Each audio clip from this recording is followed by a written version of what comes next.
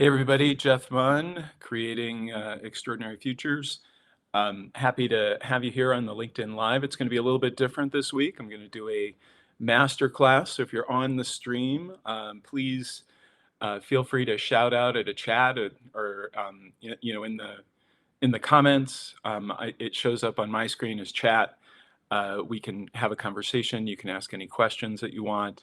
It's really the only way for me to know that there's anyone out there listening, so would love to hear from you. And I'm going to try a few different things, so if I have technical difficulty, be patient. First time trying this. And so I am going to try to do an actual presentation, and you should see it now. How to Stop Living Small is the topic of this class. And it's something that I've struggled with a lot during my career, and it's something that I see others struggle with. And I want to start with a quote from a teacher of mine, someone who I worked with for a year, actually. Um, and it goes to this notion of this internal experience that we have, and that we're constantly creating our experience through thought. We're having an internal experience, and that's something we're going to come back to over and over again because we see these things as limiting us, and we're not recognizing them as our own thinking. So this actually, Jack tells a story about how this kind of came to him as a bolt from the blue, as it were. All we are is peace, love, and wisdom, and the power to create the illusion that we're not. So when we're not getting in the way with our own thinking, we are unlimited. Um, Hi, Susan. Good to see you. Um, and so that sense of unlimitedness is something that we can point to, that we can see, that we can come back to time and time again. And it's incredibly helpful to do it.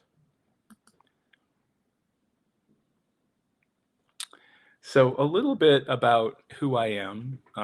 Some of you watching this either live or in the replay know these details about me. Some of you don't. So as a refresher, I'm a stressed out overachiever from way back. I still struggle with it. I still struggle with trying to get too much done, pointed in too many directions, thinking and overthinking. So all of this stuff that I'm talking about today is stuff that I'm working with too. It's been incredibly helpful for me. But there is this uh, constant thinking that I need to recognize as thinking.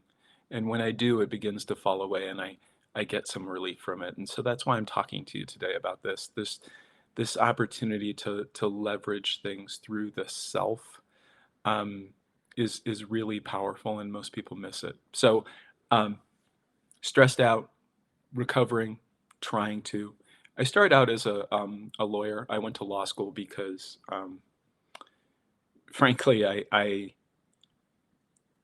it was like the most overachieving thing that I could think of to do. At least, I was the first generation in my family to go to college, first person in my family to graduate from law school. So I got a lot of like good feelings from it, from kind of a lot of dopamine or whatever you want to call it. This idea that I had done something that no one else had done, and now I should feel like I have achieved. And I didn't. It just felt like every time I did something, there was more to do. So from lawyer, I went ultimately to a consulting company, consulting and outsourcing, where I worked for 15 years. I had 8 different jobs in that time, so I had a relatively short attention span, and I was always, this grind of looking for the next thing, of looking for the next thing. I mean, it definitely showed up less for me than when it did when I was at the law firm. I was less compulsive about overworking. I was enjoying myself a little bit more. Um, and then, ultimately, I moved into some more executive roles. Managing people, managing groups, both at the consulting firm and ultimately at the financial services firm where I finished my corporate career. Um, and again, there was always that sense of what's next rather than what's here. Um, and I was doing this parallel path of, um, high-powered corporate career on the one hand, and I was, because of the overachiever-ness.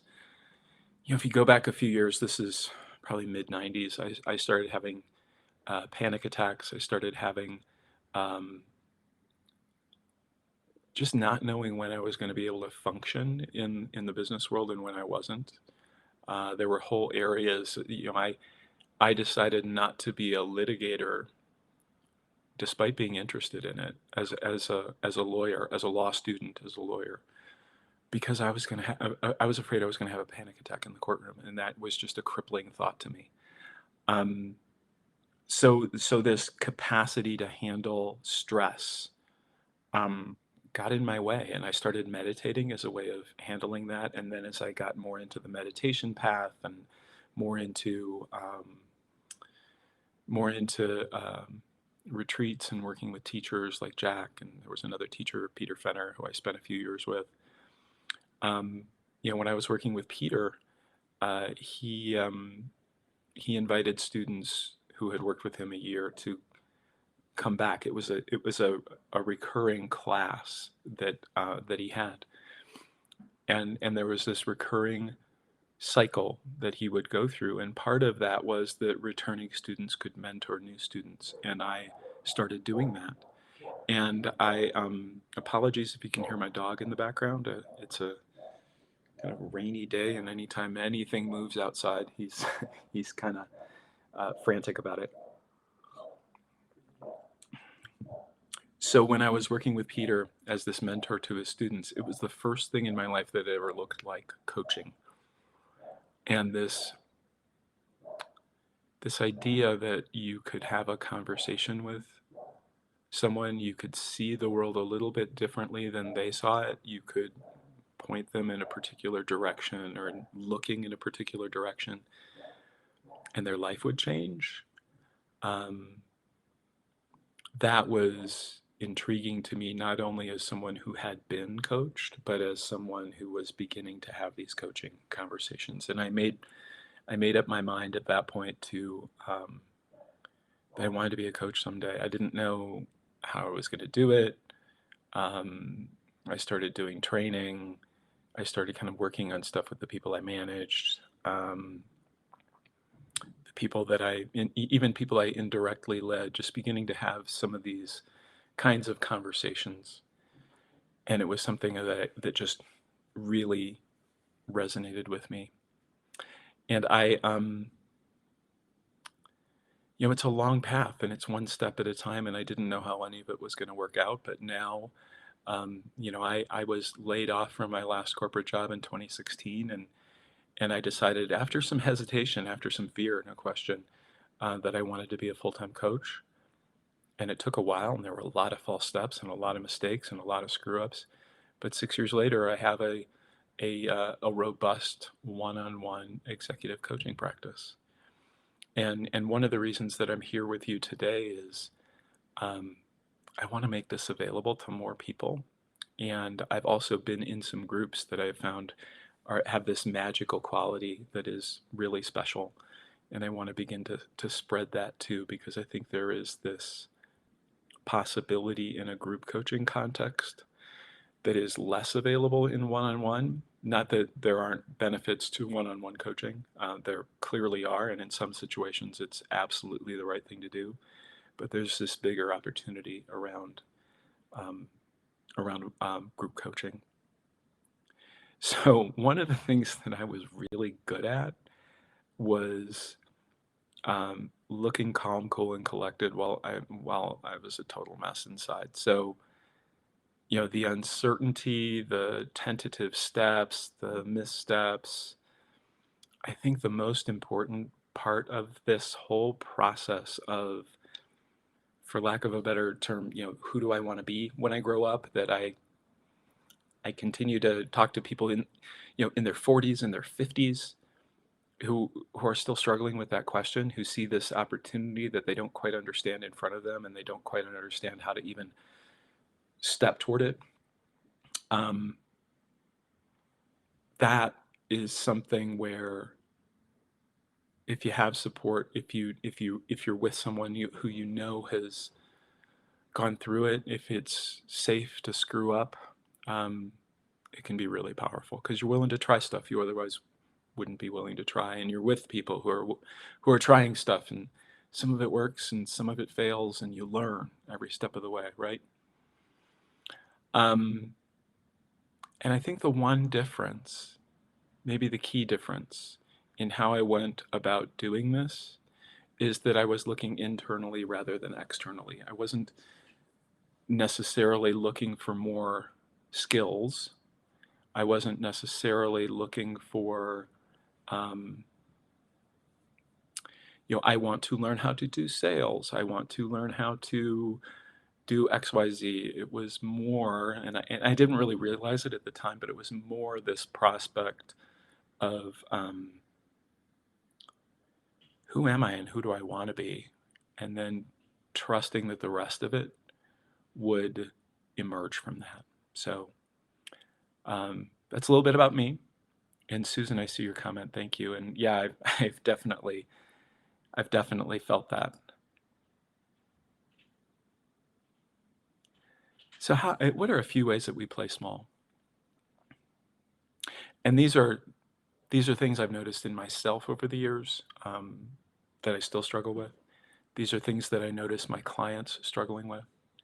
Um, Not speaking our truth, right? Like how many times can you remember being in a meeting where you had something valuable to say, and for whatever reason you couldn't get it out. Maybe someone else said it and then got some thoughts about it. Um, Maybe something else happened where you didn't say that thing that you could have said, and then you kind of kicked yourself. And it doesn't necessarily just have to be business ideas. It could be personal stuff. It could be feeling insecure or afraid. It could be vulnerability, right? That's another tough one. Um, the second one is not admitting what we actually want. Um, so it's so easy to stay with the path that has worked for us, for the thing that we know that we're good at and that we can do and that we can make money, but we're not really happy. And it's really hard to admit to ourselves that we're unhappy. Because if we admit to ourselves that we're unhappy, if we admit to ourselves that there's this nagging doubt, um, then what do are we really not going to do that and anything about that once we've seen it? That's hard too. So sometimes there's just this automatic denial that kicks in. Not establishing boundaries or saying no. I see this all the time and I see it more with successful people than with unsuccessful people, frankly. There's this old saying about, if you want to get something done, give it to a busy person, because they're just used to cranking out stuff. They're used to getting it done. They're used to saying yes to everything. And on the one hand, it can serve you in your job, in your career progress. On the other hand, it is exhausting, and you end up doing a lot of things that are really not very well aligned with who you are. Um, so when I think about, the next few are about, okay, so I recognize that I'm not happy. What do I want to do next, or how do I want to change that? And so going after what we think is expected, for me, like that's why I became a lawyer. It was like, well, what does a smart, successful person in school do? It's like, oh, well, one of the things they could do is become a lawyer. I mean, I did have this intellectual curiosity about it, no doubt. There was this idea that, yeah, lawyers can, not always, but they can play a useful role in society. There was that aspect to it, but mostly it was because I had this idea of like, this is what success looks like. And being a lawyer can kind of check a box on that. So when you get into your career and then you think about, okay, so I became a partner, what's next? Or I became a VP, what's next? And then there's always that next track up, right? VP goes to SVP, goes to EVP, goes to region president or whatever. And it's really easy to think about, well, the next step is, so I'm going to do that. And I know for me, when as I got promoted more, as I moved up, um, there was good in that. And sometimes it was just like, oh, this is just more responsibility and more bureaucracy and more politics. And I'm not sure I'm really happy.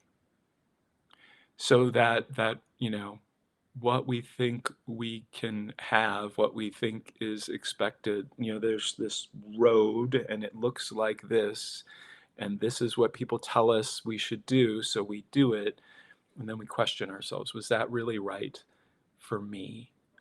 Um, there's another piece of this that is a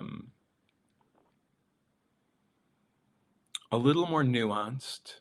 It requires a little bit deeper work. But if you've ever struggled with imposter syndrome, if you've ever struggled with feeling like you're a fraud, and I'm saying this from my own experience, there's always this sense that the next thing will make that feel better, will make that go away, will somehow fix you. If I can get to this pay level, if I can get to this job title, if I can live in this neighborhood, if I can send my kids to these schools, then I'll be okay. And yeah, maybe for, I don't know, a few minutes, maybe at a cocktail party when I tell people what I do, I can feel good about myself for a few minutes, but there's always this nagging, that's not it, that's not it, that's not it. And of course, the last one, being who we think others want us to be, whether that's our family or our colleagues, um, our classmates from school. You go to, what am I going to tell people at my class reunion? Um, there's always that. How do I present myself so that I look successful, even though I feel like I'm not?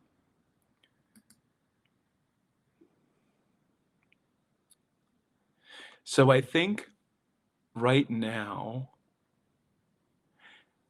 we've got this question of whether we're going into a recession or not. And what I hear from a lot of people, and I think this is the natural response.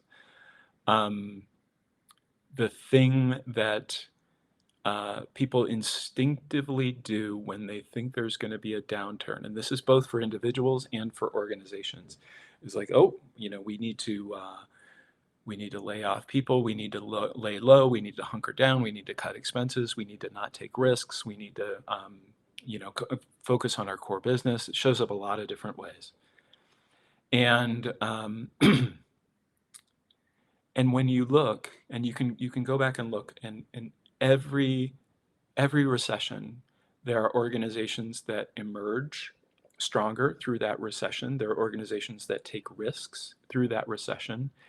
And the individuals who took risks in that, they end up working at these places or they end up starting companies, and everybody, those risk takers, show up more effectively, show up more powerfully, show up more capable through and after the recession than the ones who hunker down. And so in that way, I consider, you can play small now, you can continue to play small. Your brain will play tricks with you, right? Your brain is designed to keep you safe. Your intellect is designed as a rationalization mechanism to keep you where you are. Your intellect resists change. It will constantly tell you, well, yeah, but what about this? What about this? That catastrophizing piece, right? It's a combination of emotion, fear, combined with a really powerful intellect that can justify staying small and staying safe. But it can actually be the best time, the best time to make a move if you're willing to see the rationalization as what it is. It's a safety mechanism. You don't have to believe it. And, um, yeah, it's a little uncomfortable. But if you see that there are going to be great opportunities out there, that the organizations that are looking right now are the organizations that have already proven themselves to be really successful and growing, now you're going to have to, there's going to be a small number of very motivated people who are going after those roles. And so you're going to have to be willing to show up in a different way to get one of those roles, but it's absolutely doable. And you may come through this just amazed at what you've been able to create.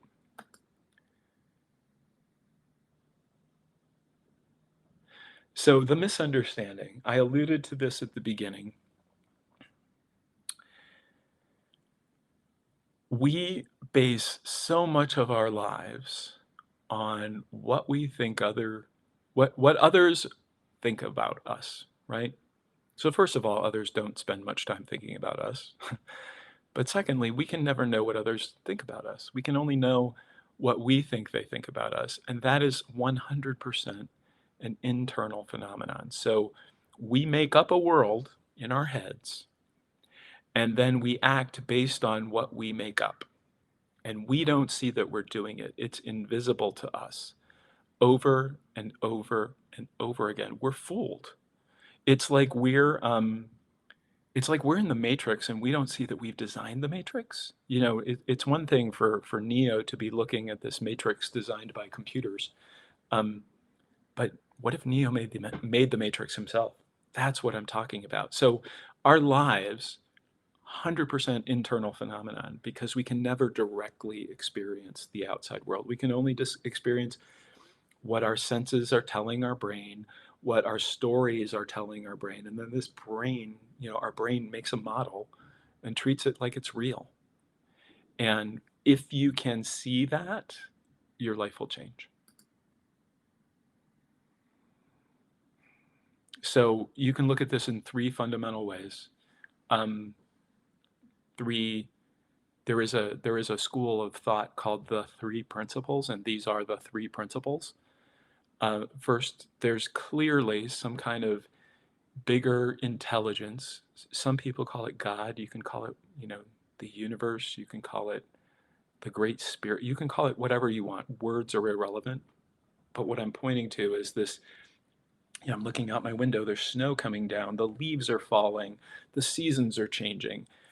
I don't have any control over that. That's happening on its own, and it has this intelligence and beauty to it. And that leads to the second, how do I experience that intelligence? I experience it through the power of thought, through my capacity to think about things, my creative capacity to create a world in which I can experience these things. And that's that third principle, that humans experience their thought through the power of consciousness. So I think about something, my mind creates it as something that looks real, and then I treat that as my world out there when it's not, it's internal. So two implications. One I've already talked about. Um, we can never directly experience the outside world. We can only experience our thinking about it. A nuance to this is that if you notice, your thinking about the world is constantly changing. So one thing that we, Rod, I see your comment, thank you, about the matrix analogy. One implication that the thoughts are constantly changing is that, if you notice this, we can react to the same person differently from day to day based on our thinking about that person. But even from moment to moment, you can get really upset about something. You can have some really fearful thoughts about something. And if you wait a minute or two, it looks different.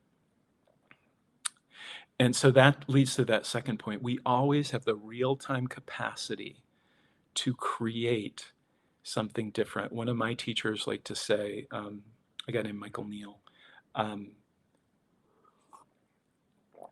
I think he was quoting one of his teachers, we're only a thought away from something different, because our thoughts are changing so fast from moment to moment that when we see that our world is our thinking and that our thinking is changing from moment to moment, we just take it a lot less seriously, and life becomes a lot easier and a lot more light, and and it becomes easier to do some cool stuff if we want to do that. So why do we have this habit of living small? Well, for most of us, when we were small, when we were children, when we were 3, 5, 8 years old, things happened to us that made us feel unsafe, that hurt, that were scary, and we developed rules. So for me, for example, I learned not to ask for what I really wanted because I heard stories from my parents that, we couldn't afford it, or who was I to think that I could have that, or I should feel ashamed for wanting things. We all have these rules, right? And most of us learned some version of wanting too much was selfish or dangerous. But what if we were powerful beyond measure? What if that, the power that is creating the snow and the leaves falling and the change in the seasons and when I cut myself shaving, it heals. What if that same power was the power behind my thinking, and that I could think anything and therefore create anything? And what if most of us, most of the time, are innocently misusing that power? So you can create anything you want, and what you have created right now is exactly the life that you see around you. Do you like that? Or would you like to create something different? And what would that be like? What would that be like if all of those rules that you had come up with about staying small and safe really didn't apply, weren't useful anymore?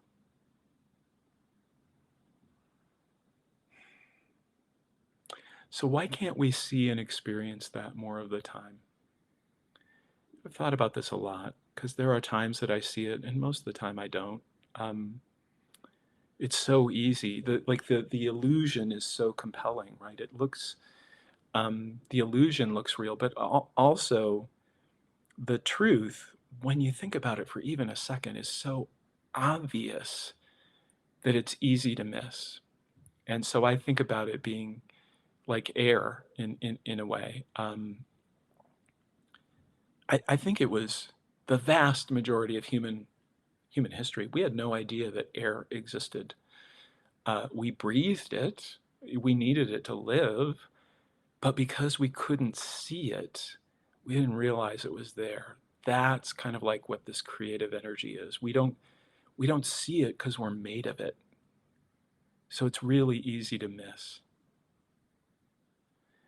So we didn't see it. We didn't see it that we were using it to create what we're experiencing.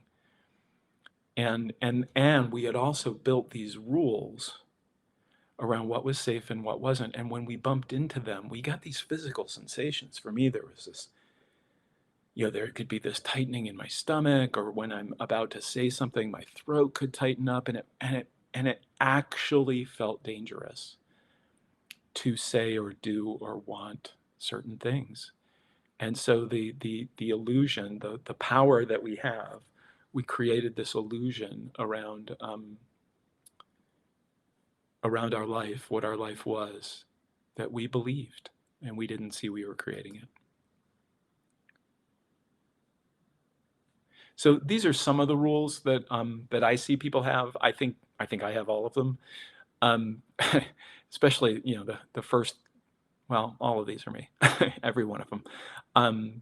We need to look like we know what we're doing, right? I mean, how often do you feel uncomfortable when you admit, or you have to admit, I don't I don't know how to do that. I've never done that before. I run into this with people who I coach who are stepping into new roles. And so they might have a function under them that they don't know a lot about. And to admit that just feels really dangerous, right? So we tend not to, and it tends to get us into trouble. We need to look smart. So if you need to look smart, do you ever ask a question you don't know the answer to? Do you ever ask a question that might make you look stupid? It's pretty amazing, right?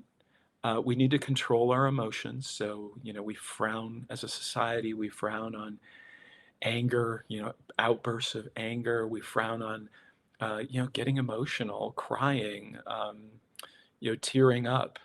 Um, we need to be nice. I mean, I was born and raised in the Midwest, and nice is in my bones through and through. The idea that I'm somehow not being nice to someone, it's really gotten in my way. And that's not to say, I mean, look at me trying to walk back from that, because I don't want you to think I'm saying be a jerk, because that wouldn't be nice. Um, but there are times when you need to be direct with someone, and if you're worried about being nice, it gets in your way. And that's that openly disagree point, right? How do you learn in a group of people? How do you learn from each other if you aren't willing to disagree with each other first? And finally, needing to be liked, needing to please, needing to show up as helpful, all of those things, over and over and over again.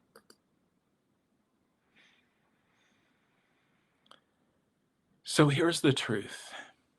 And I've been going through a process, and I've begun teaching a process where we get really connected with these rules. We go back to the self that was feeling all that. We feel what it felt like to want something you weren't supposed to want, to feel ashamed for wanting more.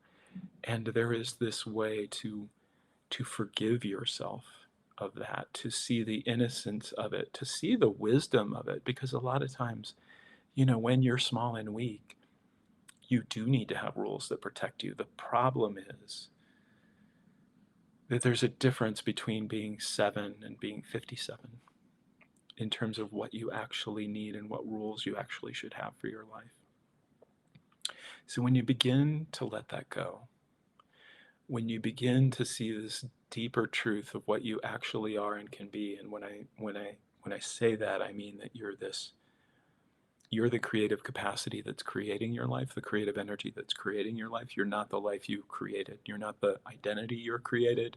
You're the creator of the identity.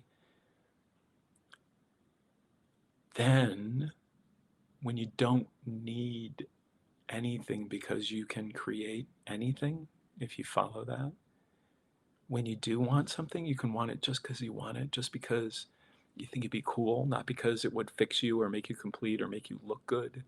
It's just because, yeah, that'd be awesome to create that. And,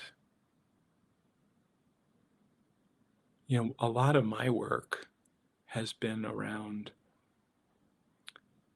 not just putting the gloss on the things that make me look good, but like accepting all of it, accepting the fact that sometimes I'm lazy, sometimes I'm unfocused, sometimes I'm emotional, um, sometimes I'm scared, sometimes I try stuff and I fall on my face. All of it. And that's part of the process. And you can enjoy that too. And you can have fun, um, trying and trying again and trying again. I think about, um, when you watch a baby, not quite a baby, an infant, kind of in between, learning to walk, that 10 months to 14 months, um, they stumble, they might cry for a minute, they might, oh, and then they get up and do it again over and over and over again. And that's what we're doing. That's what we're doing when we're building this new self, this new way of being, this new set of possibilities.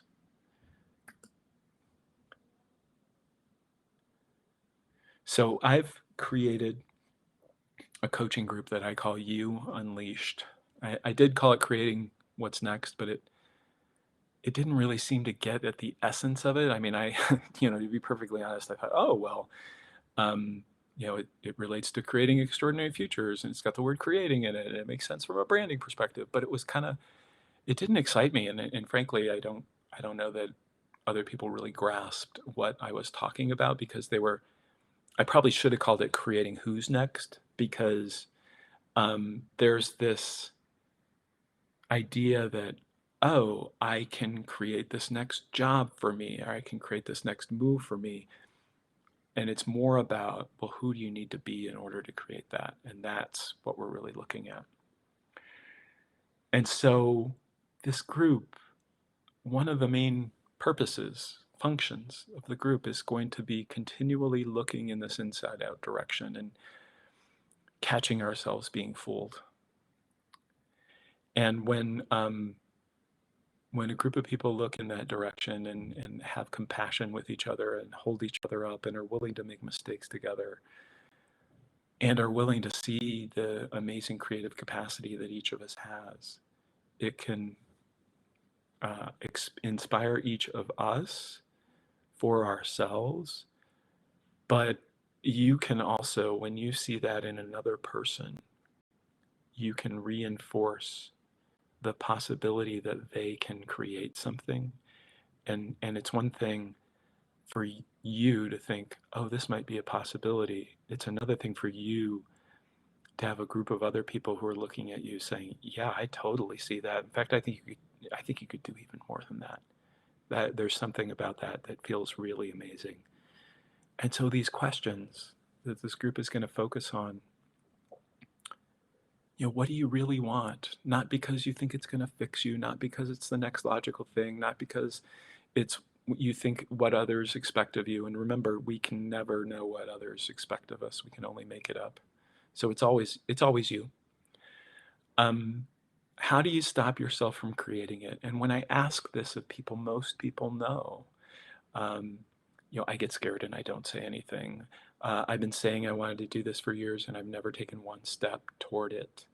Um, I did one thing and it didn't work, so I stopped. Every one of us has our own strategies, our own ways of stopping ourselves from creating what we really want. Sometimes it's afraid, we're afraid of what might happen if we get it. I know that has gotten in my way from time to time. And then what if you stopped doing that thing that you do to keep yourself from creating it? And this is where the group can be this source of inspiration and experimentation.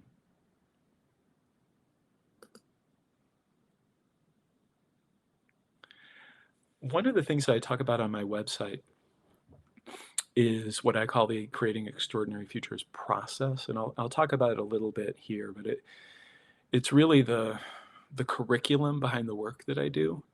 And we've talked about each of the elements in this presentation, but I'll just reiterate. So first, that seeing the inside out nature of reality, seeing the truth of who you really are, that you're the creative capacity, you're creating what you're experiencing.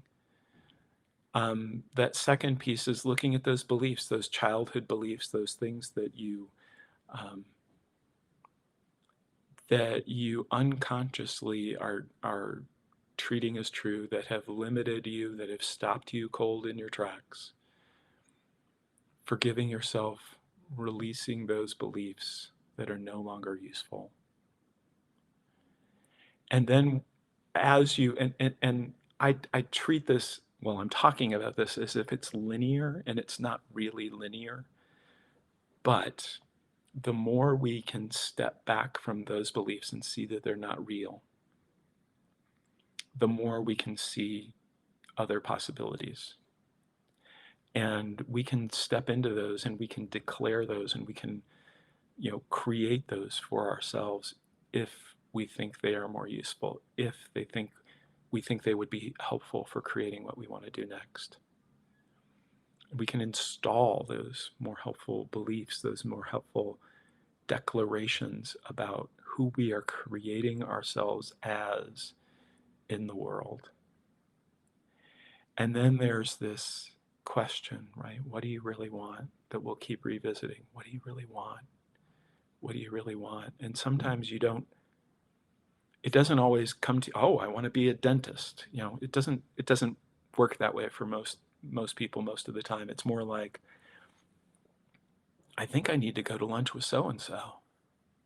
Or, oh, I didn't see that as a possibility. And so we're moving in a direction one step at a time. Sometimes the steps are clear, sometimes they're a little hazy, but you always have this directional movement, this combination of having insights about the world and taking action in the world, this cycle that as you move through it and as you have support moving through it, you can not only create a new identity, you can create a whole new life if you want to. And it's always one step at a time, and it's always helpful to have a guide and companions along the way. So I talked at the very beginning about how my journey was an internal one in large part. And that I basically came to that because when I took an external journey, when I took that, oh, well, if I do this, or if I get this promotion, or if I get this partnership, or if I, it never worked out. It never made me happy. And so that default future, if you will, the future that looks logical, the future that makes sense, it can always look like a job or a partner or a certain amount in the bank or a house in a certain neighborhood is going to make you happy. But I've never experienced that for more than a few moments. What I've concluded, and you can test this for yourself, is every time I ask people what they really want, it tends to be some version of more freedom. So I want the freedom to create. I want the freedom to be doing something I think is worthwhile. I want the freedom to be myself. I want the freedom to state my truth in the world. All of those things. And the outside path, the job, the partner, the amount in the bank, the promotion, the relocation. I went through one of those. It can look like it's going to give you that, but if you're not really conscious of creating that, it just ends up being thicker bars in the prison. There's a reason they call them golden handcuffs, because it really feels that way. And so in order to get that freedom, we have to see that fundamental truth that I've been talking about. And so the reward of this journey, first of all, I want to emphasize that this is a messy journey. There aren't clear answers. It's not a linear path. But when you engage in this journey, when you're willing to take the first steps, first of all, really getting that you're already free means you can create anything, that you don't have to create stuff to make yourself feel better. And that doesn't work anyway, right? That creating becomes lighter and more joyous and more fun. Even when you mess up, it's like, oh, what did I learn by doing that?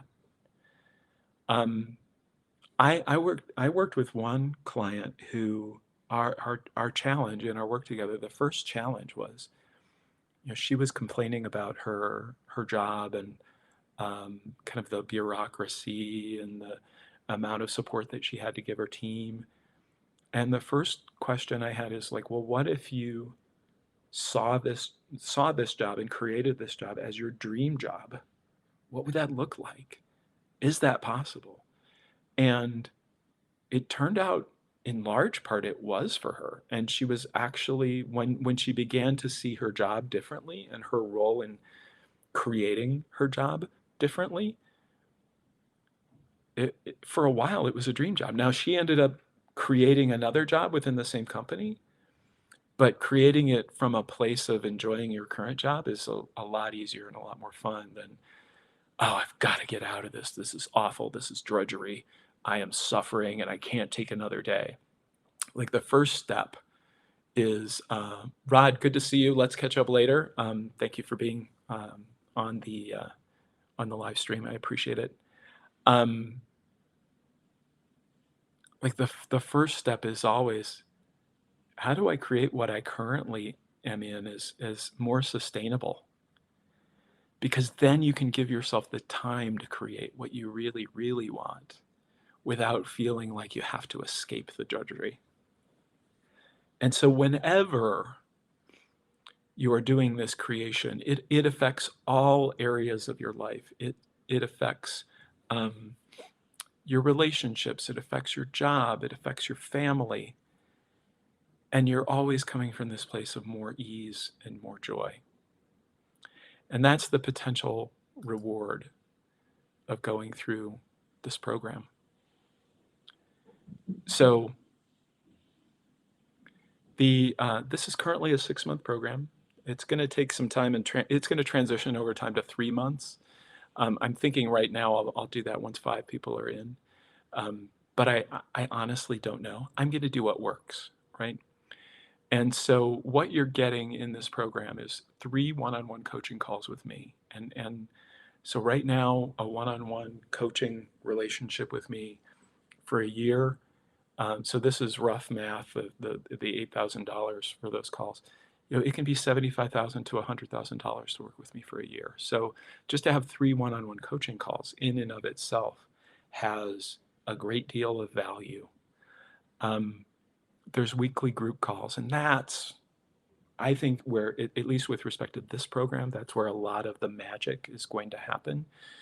The group calls, the group support between calls. I'm going to create a video curriculum talking about the Creating Extraordinary Futures process, but in a lot deeper detail, a lot more exercises, a lot more pointing, and how this, not only how this experience or this inside out experience of life works, but also the stuff around the stickiness, the stuff that comes up, the stuff that can be dissolved and that you can work through. And you're going to have lifetime access for that. No matter how long you're in the program, you're going to get the videos forever. And I would encourage you to keep revisiting it. In a way, I think about this journey as a lot like martial arts. And if you've ever done martial arts, I think it's true with any, learning an instrument. There are these basic things, the scales, the basic moves that you do over and over and over again, and you get better and better and better at them, and they become more and more automatic. That's what happens with this understanding. And so your investment in this program and a much more fulfilling future, just a set of lighter possibilities for your life in whatever you create, is $10,000. So I wanted this to be, for someone who has been thinking about coaching, who has been thinking about what is next, doesn't necessarily have a really clear idea of what they want to create next. I wanted it to be a no-brainer. I wanted the return on investment to be so ridiculously high that while, yeah, it's a decent amount of money, but if you commit to, what could I create in my life that would make this investment a no-brainer? I think that's the right place to come from. Because, as I think I said on an earlier slide, and I think I just missed it, this is about so much more than what job you're going to have next. This is about your whole life and where you're going to come from in living that life. And I'm really excited to be sharing that with you and sharing that possibility with you. So there is an application process. The best way to do that is to send me a direct message, send me an email, jeff@jmun.com, and I'll send you a link to my calendar and we can talk more about it. I want to make sure that everyone in this program gets an amazing experience from it, and I want to make sure that the people who are in the program are at similar spots, are looking for similar things, and are going to resonate with each other. And so, I'm going to be really careful about putting this together. And I know that will ultimately benefit you and me and the group. And with that, I'm going to sign off.